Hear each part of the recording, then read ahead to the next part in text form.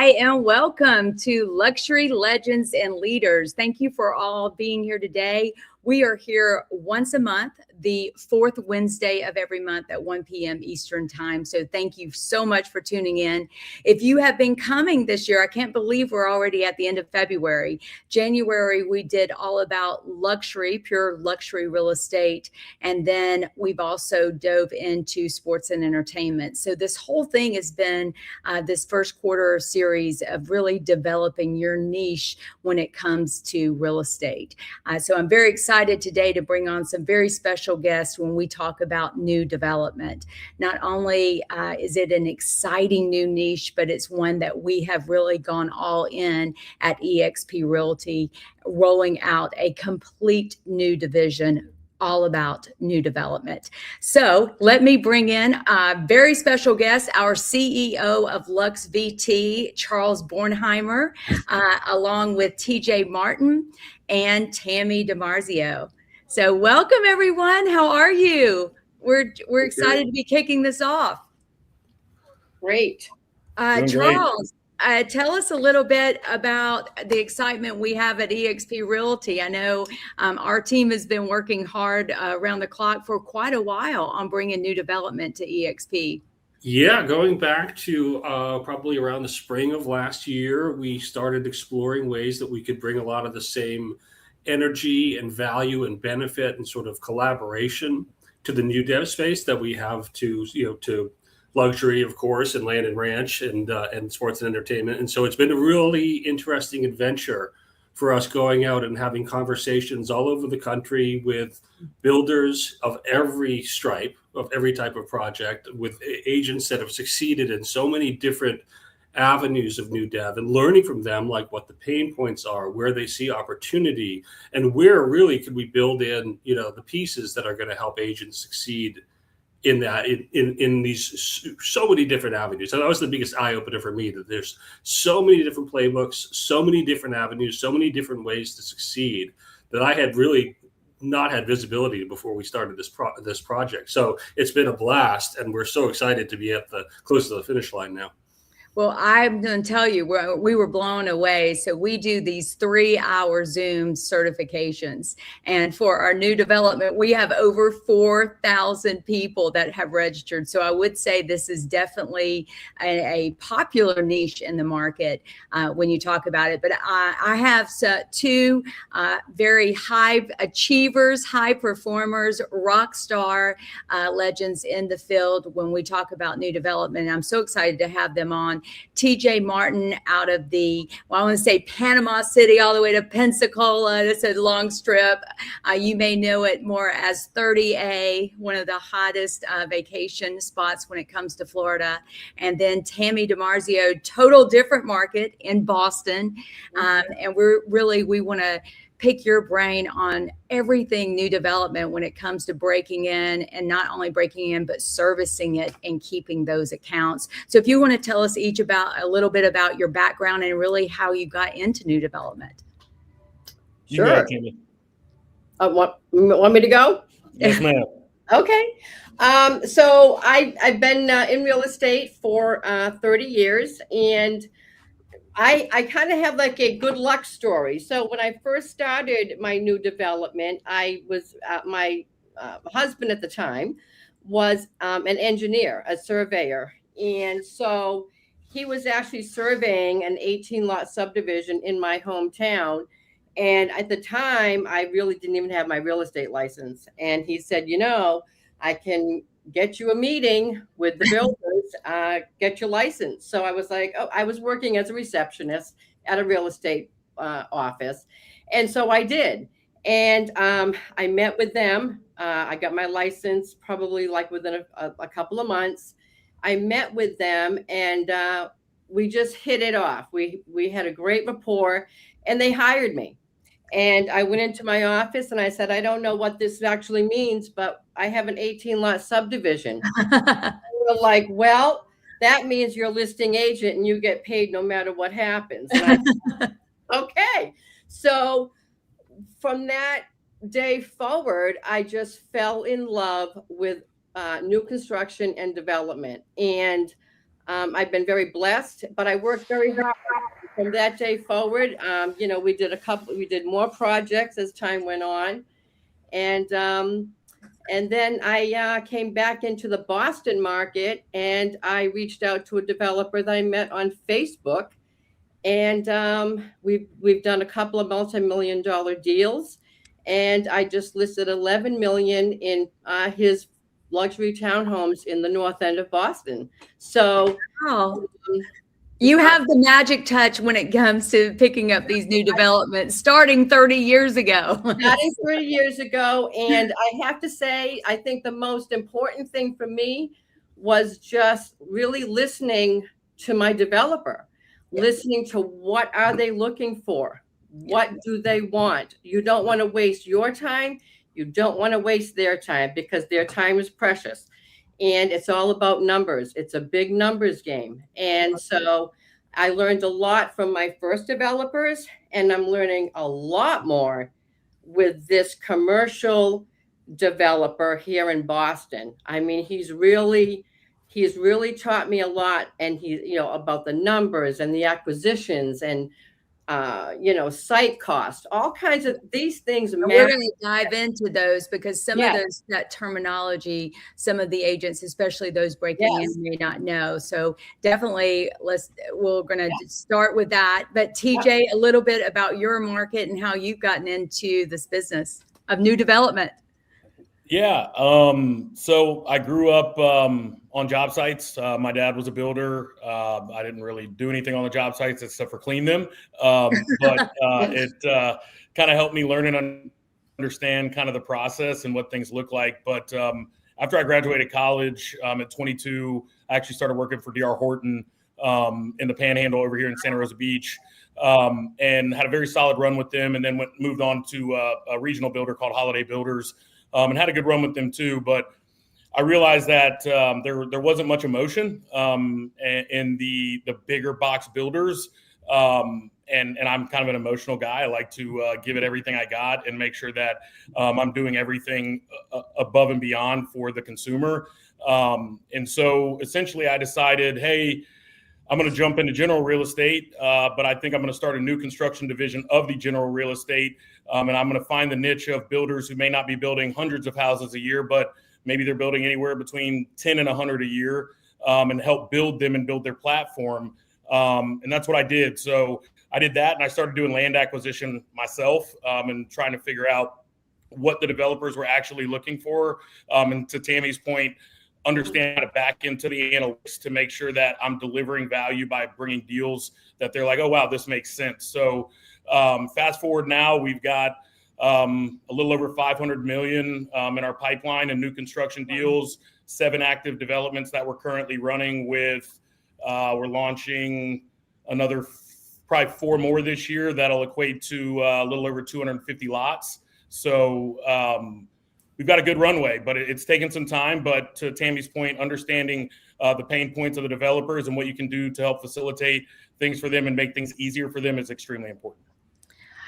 Such valuable information from you both. So we are always we're talking to agents here. We're talking to agents that have never even had a new development property. They wouldn't even know how to go about it. And then, of course, I see Pete Middleton chimed in. We've got very seasoned agents that have a lot of experience when it comes to this. So, but let's talk to more that even if you're breaking in, because I always feel no matter where you are in your real estate career, there's a way to learn. There's a way to do better. We learn from each other constantly, and especially with the new world that we're in when it comes to branding and marketing. So if you don't have those builder contacts, and you're trying to get those going, and which is one of the reasons I am excited about our new development program, because it does provide some branding and tools that you need. But let's start with some of the basics. Maybe you've just gotten a builder that will at least, talk to you.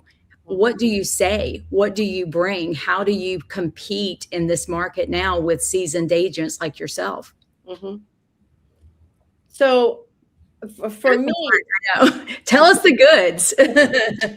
For me, I felt like I just loved it so much that I just wanted more of it. So I I took the initiative, and I tracked down developers and builders in my area, and I just reached out. Some of them I just, I would find the projects on MLS or on LoopNet or on Crexy, and I would just send them off, and some would respond and others wouldn't. But you have to take the initiative first, because that's really the only way you're going to find them, and then keeping them is a whole different ballgame. Yes. But for me, that's how I did it, and I continue to do it that way. And it's worked well for me. I just take the initiative. I have got nothing to lose. I look at it that way. Right. And then I ask the questions later. Yes. You figure out what they need. Yes. So you get the initial appointment, and TJ, what's so great about you is you've worked on, like you said, the D.R. Horton side. Your dad was a builder. You understand builder language. Mm-hmm. So for agents that really don't, because I believe this is a niche. Any niche has its own language. I mean, if we're talking land and ranch, they have their thing. Luxury has it. Sports and entertainment has its. New development definitely has their own language, especially when it comes to speaking and to the builders and servicing the builders and getting the business. So back to, we've called the builder, we've gotten that appointment. If you're newer in the business, what do you even bring? Do you bring anything? Is it more of a conversation? And what is expected of that agent once they meet with the builder? As a new agent, you're probably not going to have much marketing assets, call it, to be able to deliver to somebody. You just set the appointment. So with that being said, a lot of agents make the mistake of going wide instead of going deep. And where I encourage agents is they need to go, first off, find a place they're passionate about, because you don't have to sell passion. It just exudes out of you. So what I would say is if you're going to show up, you can show up with some marketing collateral, don't get me wrong. But I think the main thing you need to show up is with confidence and with an understanding of that builder. So before that appointment, I would know what other homes they're building, what the average price point that they're building at, what's their value add, why do people buy their homes. Builders want their ego stroked. Like they want to hear how good their product is. They want to understand what you're going to do to elevate their product, but they also want to understand, their business. So I would challenge you, but even if you've made the appointment, before you go to the appointment, be educated on who they are, what they do, how long they've been in business, and understand the value of what you can bring to them. So if they're an average price point of $1.5 million, okay, you go back into the property appraiser site, you saw that he bought the lot for $200,000. Well, maybe you go and say, I'm going to go find a lot that's somewhat in this community, so you do have the value add, because that's what builders are looking for. So you go to the appointment and you've got a little nugget in your mind that he probably doesn't know about, because if he did, he may have already bought it. And you go there and you have an understanding of, hey, who he is, what he does. And then, well, why should I hire you, Mr. Agent? Well, hey, let me ask you something. It seems like your average price point's $1.5 million, right? Yeah, it is. Okay, well, so you're buying lots around that $200,000 range? That's right. Well, hey, did you know that there's one listed, right? And he may know about it, but for you to know his business, what he needs and what he needs to continue to perform, is just going to show that you put that initial initiative in, you put that first step in to understand his business. Because that's where agents get messed up. They want to be the most interesting agent. They don't want you to be interesting. They want you to be interested. So be interested in their product, be interested in what they do and how they do it, and build that rapport with them. Then you start showing them value. I love to not be the most interesting agent, to be interested. That's going to be a line I steal. I love it. Okay, so there's many different projects. I know I remember years ago, I'm 20 years in the business. I got a 10 lot subdivision, and I loved it because it was something that I felt like I could manage with 10. Of course, I see a lot of agents. They're killing it. They're bringing in 100 or 50. What is the sweet spot? Because I know there's some builders that build these even like 3-lot little cove areas. There's 5, there's 10. Is it just what you can get, or is there a formula that you've all done? Is it the connections? When we have our agents are sitting out there going, this is an opportunity. It's definitely an opportunity in the market. There's builders out there. How would you advise them when it comes to, are you going after the builder? Or are you going after how many lots they have? How do you decide that when you are making your list? So for me, I go after the builder first, and because I don't, like I said, I want to make sure that I'm sending the builder after, and TJ had a great point, what they looking for. If the developer is used to doing 100 units at a time, I'm not going to send him one buildable lot, because their scope is massive. So but to start out, I mean, I would just, start slow. I'm the opposite. I went in all in. I went all in, and luckily it worked out for me. But whatever's comfortable for you, because you've got to have that comfort zone with yourself, and you have to have that comfort zone when you meet these developers. You just have to, and once you do that, it's game on. Now I'm sending projects that are 100 units in the city, you know what I mean, to be built. So I've gone from single family homes to now I'm scoping out the 100 units, the 250 units, apartment complexes. That's awesome. I love it.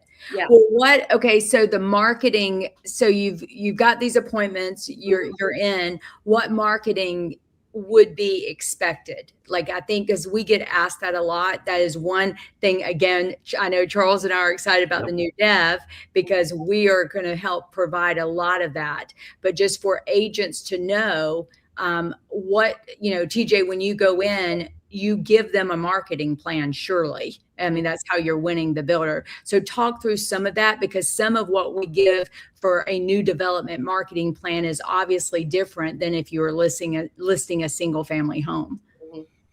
Yeah. So, with the marketing side of things, I love that you're bringing this new dev, because I've been doing this for now 8 years, and it's all been on me with the renderings, the walkthroughs, the this, the that, the signage, all of it. So if it's going to depend on the developer. So if I'm going to a niche developer that is a smaller builder, I'm going to probably show them what I can do for them before they even put sticks and bricks in the ground. So a lot of these folks, they want to pre-sell their product. They want to make sure that they've got a buyer in place so that they can go to the bank and get the bank to issue more money to start the next house. So what I do is I showcase them what all I'm going to do to pre-sell those homes. I'm going to have renderings done for your property. I'm going to have a specific website built for your property that has a landing page that goes to my CRM. I'm going to have a virtual 3D walkthrough that people can actually walk through your home based on your drawn plans without the home even being built yet. I'm going to make sure that your signage is done properly, and make sure you also have directionals directing people to your job site. And then if you're a bigger builder, I'm going to do all of those things, but I'm going to have 2 on-site agents that sit there 7 days a week. So we're open Monday through Saturday, 10 to 5, on Sunday, 1 to 5. I'm going to make sure that all of your signage is handled. The only signage I don't handle is your marquee sign. I'm going to make sure that your website is dialed in and that it is updated by us. So if we sell a lot, that lot's now going to be sold on your website in real time. I'm going to make sure that I deliver you an update weekly. I have a weekly call with all of my developers. I show them a log of every person who's called, every person who's registered, the people who have walked through the door, what agents who have been reached out to, how many broker presentations have we done, what broker presentations do we have set up. So it is going to depend kind of on the scope of your developer.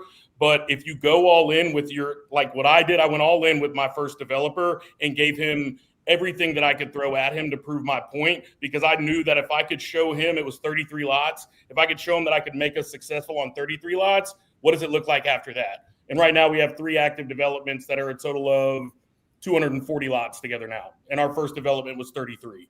But it was because I brought that value. Builders aren't marketers. Developers aren't marketers. They don't want to be marketers. They don't want to touch it. They want you to deliver soup to nuts product that you can go, hey, I'm going to start this from the inception. I'm going to pre-sell a bunch of these units, and this is how I'm going to do it. And then once I get units built, now I'm stepping in and doing real photography, real video walkthroughs. All of that thing actually adapts through the development. But if you're just doing the initial touch point, you need to make sure you've got rendering set up, 3D virtual walkthrough set up. You need to make sure you've got a landing page that you can market so people will log in and you can capture those leads to perform. Those are going to be your big 3 steps of what you can do to make sure people see the vision. Charles, is TJ not talking our language? Yeah, absolutely. And what I love what you said, TJ, about sharing with the developer and the stakeholder, because just like in luxury, that's one of the most critical pieces that sometimes gets overlooked. Like, you might do a lot of great stuff and you know you're doing great stuff and you have it all in your hands, but if they don't see that and they're just guessing what you're doing, that's not good for you. You got to be out in front with that communication, show them all the amazing work you're doing, and set it up on the regular that they get to see the leads, they get to see the campaigns, they get to see the beautiful collateral, because that goes so long to enriching that relationship and building the trust you need to get all the way through.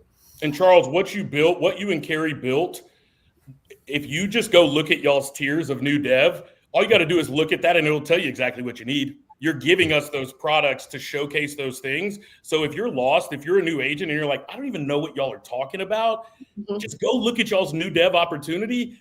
Those are what you need to perform. You know what I mean? And you can grow with that, obviously, in y'all's tiers, which is amazing. But when y'all sent that to me, it was like gold. Like, I was like, wow, y'all really dialed this in. So EXP or not, I just think that y'all hit the nail on the head for people who may be a little bit nervous. You follow that list of what y'all put together, a builder's going to be extremely impressed.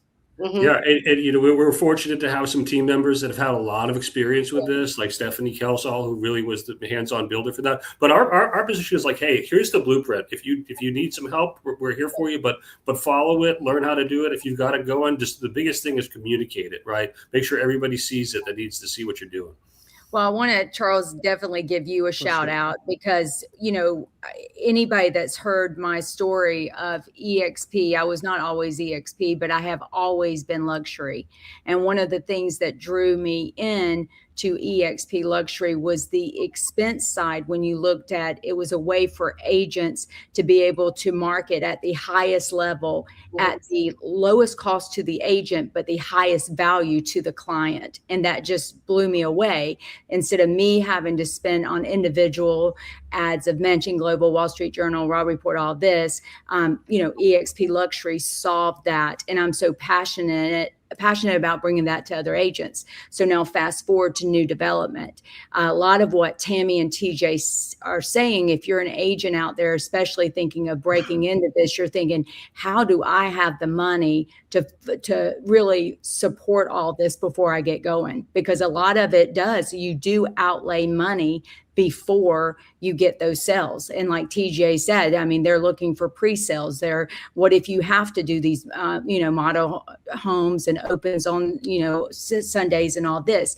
So that is a way, Charles, that I do give, your incredible mind of really behind all of this is a way for agents to come in and do it and dominate in a market that maybe they have not opened up to this niche. And so while we're talking about that, let's talk about the expense of it. Obviously, with new dev, we are bringing a lot of that pain point to relieve people, but let's talk about what do you go ahead and offer? What's expected of you and what's expected of the builder? Does the builder help in any of this expense? And how do you even talk about that to a builder? So we would love to hear you on that. So for me, and TJ had, all the perfect points. I really don't have much to add to it because it's spot on. So, but with my developers, again, I go all out, because if you're doing a luxury condo and you're doing a lot of them, then my developer doesn't lift a finger. I do it all because I want him to trust me. I want to assure him or them that I've got it covered. We've got it covered. And so we do spend, I spent a lot of money out of pocket, really, for a lot of marketing, but it's well worth it, because that's what they want. They want to know how you're going to stand out. And so I give it 180%, like TJ said, And that's really all I have to say to add. Yes, it's a lot, but it's really worth it down the line. You gotta make it happen somehow, because it will pay off. It will. So there is upfront money the agents can, especially to land these accounts. Of course there is, and you have to expect that. You have to go in expecting that. You know, sometimes you can go in on a wing and a prayer, but make sure you go. You know, I mean, it just is what it is. Yeah. But it works. The return is awesome. Like, I love what TJ said. It sets you up for future success when you do it correctly, and you can go in and then you're building your reputation within your bid. Absolutely. Everything. That's the problem, Carrie. People look at it as an initial cost, and this is my cost, my barrier to entry. But if you're doing this right, this is a opportunity that's going to feed your business for life. And so that's where people don't realize, is they see the initial right now. If you sell out of development, guess who's going to be the listing agent when those people are deciding to sell? Guess who's going to be the buyer's agent on the opposite side when you sell their house and put them into another house? Guess who's going to be the listing agent of that house once they sell that house? So if you keep the relationships in proper order, you treat everybody with the utmost kindness, the utmost respect, and go above and beyond. This isn't just a one and done. This is a lifetime pipeline, which then in turn, like I try to coach my agents, that turns you being a real estate agent into an actual career. So it's absolutely.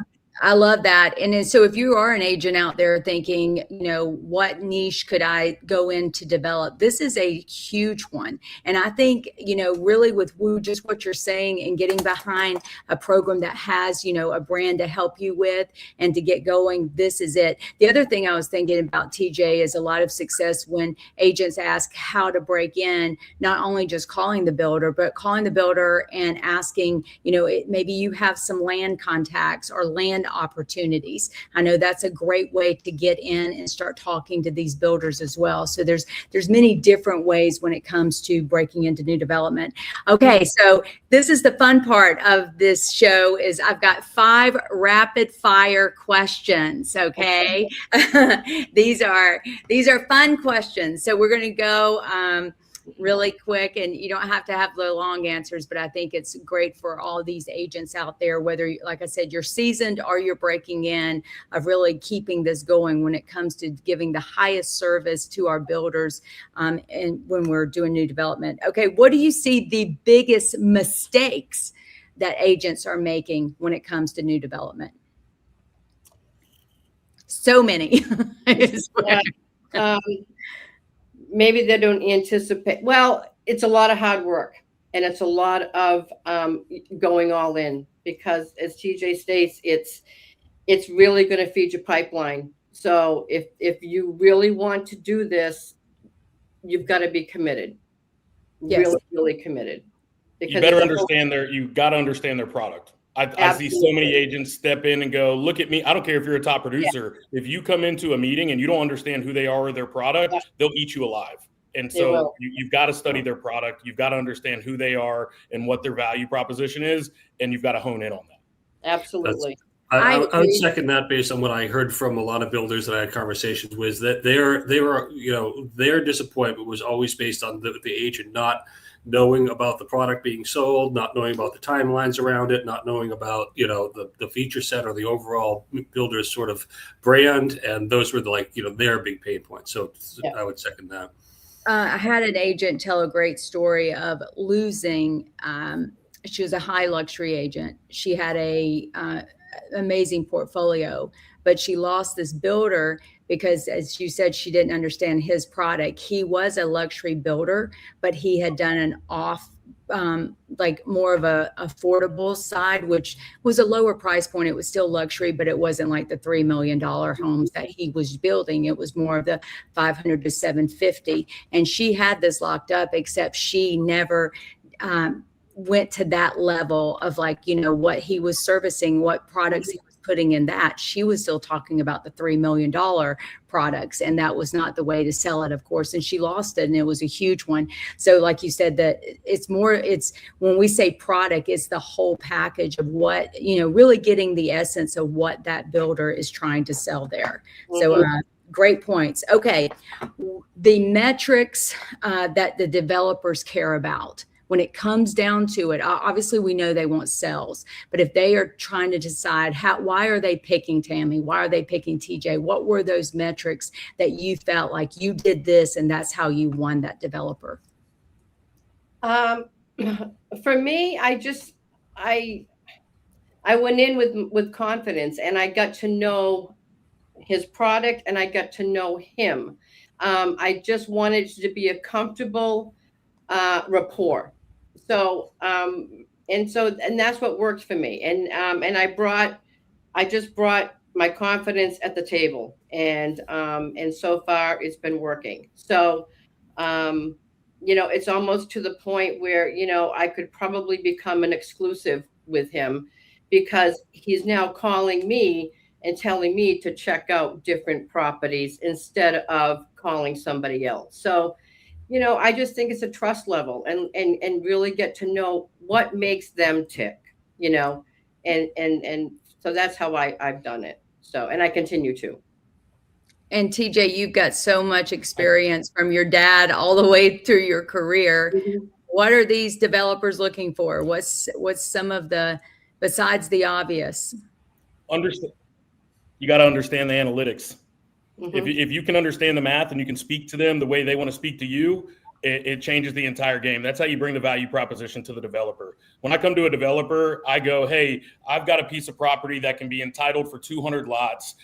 This is the floor plans I think we need to use. This is what the price per foot I think it's going to cost to build. This is what I think we can sell it for. This is what your return's going to look like. This is what your interest carry is going to look like. The numbers trade. Here's the whole analytics behind it. What do you think? Mm-hmm. I took all the mess out of it for him. I gave him everything that I thought would be the proper way to do things. So that's why they use me, is because I'm finding those deals for them. And what is that doing? That's finding value. And what does that create? Longevity. What it also creates is I get to own the fact that I am the person with the opportunity. So when they're like, well, I love that deal, but I'm only going to pay out 5%. I'm like, that's okay. I've got some other folks that'll pay the proper value to me, which is going to be a 6% deal. So no worries. I'll just go on to the next one. They're like, whoa.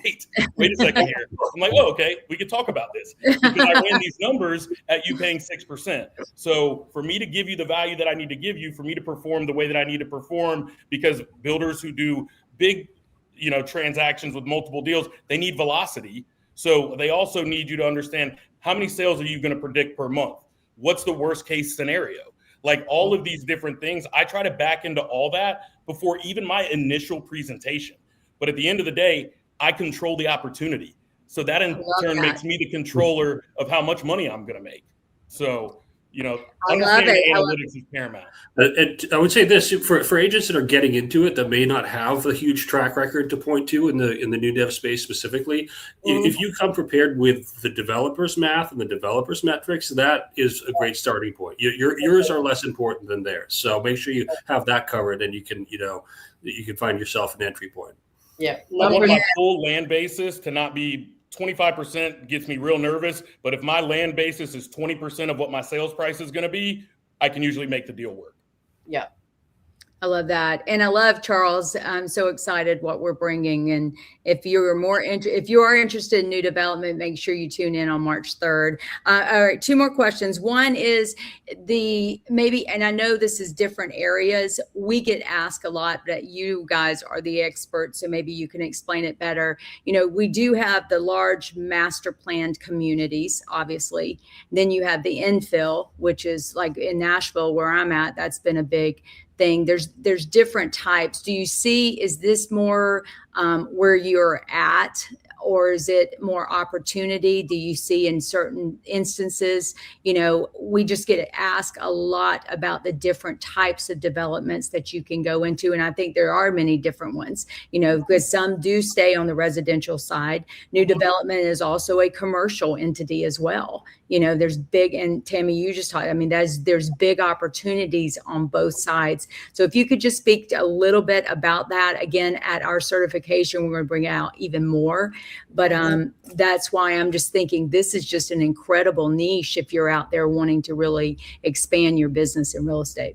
Right. So for me, up in the area where I am, it's more of a commercial base, and it's really more about condos more so than single families. So because I'm in the city, so we do a lot of condo development. So like I said, we can, now we're going into, like 100 units being built in Chelsea, Massachusetts, and 60 units, high rises and things like that. So for my business here in Boston, the market for me here is more of condo developments, more so than a single family subdivision.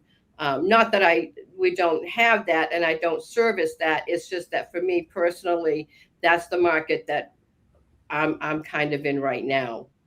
That's pretty hot and heavy here in the Northeast. So in New England, where I am. On the commercial side. On the commercial, yeah. And I see huge opportunity with that. And that's why we're definitely with all of you that are EXP, like we're definitely talking to the EXP commercial side when it comes to new development as well. TJ, you. It's going to depend on your market. Like I've got townhome communities, single family home communities. We're working on a couple condo high rise opportunities because we're a coastal community. So since we're kind of a barrier island, but you can go north, you've got northern properties. We've got, I think Lisa's actually on this call. We just sold a bunch of acreage that are going to be real big, beautiful barn dominiums. Then we've got townhomes that are extremely tight. And then we've got half-acre lots that we're doing on different developments. We've got one we're about to launch. It's 185 lots. That's got some brownstones in it. Then it's got waterfront single-family homes, and it's got some affordable townhome niches. And then it's also got nice single-family homes with bigger size lots that can fit private pools. So I would say it's more about your market, studying that market and seeing what the need is. Like with COVID, townhomes got this massive boom in our market, and now it's kind of being dwindled down a little bit because there's so much opportunity in that you're seeing some of these developers, and including myself, redoing development orders to see how much my density could be with single family lots because it's just over densified with townhomes. So it really just depends on your niche market and where you kind of live. Great. I absolutely agree 1000% with all that. All right. To end it up, and I know we've touched a lot on this, but I can't help. I always love this question. You are not who you are. You have no brand. You have to start completely over with real estate and you want new development. Now, Tammy already did it once, so you may have do it the same way you did it. What if you had to survive as a realtor in the next 90 days in new development? Give us your action plans right now to go out and make it in this market. Well, I guess I would just continue to do what I do. I'll just give you an example. So, there's a $35 million parcel on the island of Nantucket, which is a very exclusive island here in Massachusetts. And so I came across a block that was for sale. And a developer that I know buys a lot of property over there on Nantucket, resides in Boston and has his business in Boston. So I just took a chance. I reached out to him. I said, you may already know about this deal, but I'm going to send it to you anyway. And I didn't expect to hear anything back. And lo and behold, they emailed me back and we're having a conference call next Thursday. Woo! So, awesome. I guess I have to take a chance. It's just in my makeup and I love the development end so much that I just want to keep that. I want to keep that momentum going. So take a chance. Hey, that's it. Take a chance. Go for it. I just go for it. And cross my fingers. Well, you're doing awesome, and congrats. That is amazing. Thank you. All right, TJ, your dad's not a builder. You have no experience. You are breaking in. What are you going to do? I am going to go into the sector of the market that I'm the most educated in. I'm going to find the 3 builders that I think are the ones that I would like to be in business with because I've studied their product. I am then in turn going to go find deals that I think would make sense for those builders. I then am going to bribe them for coffee, breakfast, or stalk their job sites until I actually see them pull onto the job site. And then I'm going to present my value and present the deals that I think would make sense for them. And even if they don't work, I think they're going to see my work ethic and my ability to understand who they are. I love it. What a pros. Well, I can't thank you both enough. And of course, Charles, for coming on and spending this 40 minutes with us. And thank you to all of our listeners, those that have tuned in. We do this for you. We do this to really educate. As I always say, it's all of us together, whether you're EXP or another brokerage. We are the real estate industry. And when we can really provide the tools and resources and operate at such a high level to not only our builders, our clients, it just speaks volumes for our industry. So thank you all. We'll see you next month on Luxury Legends and Leaders. See you then. Thank you so much.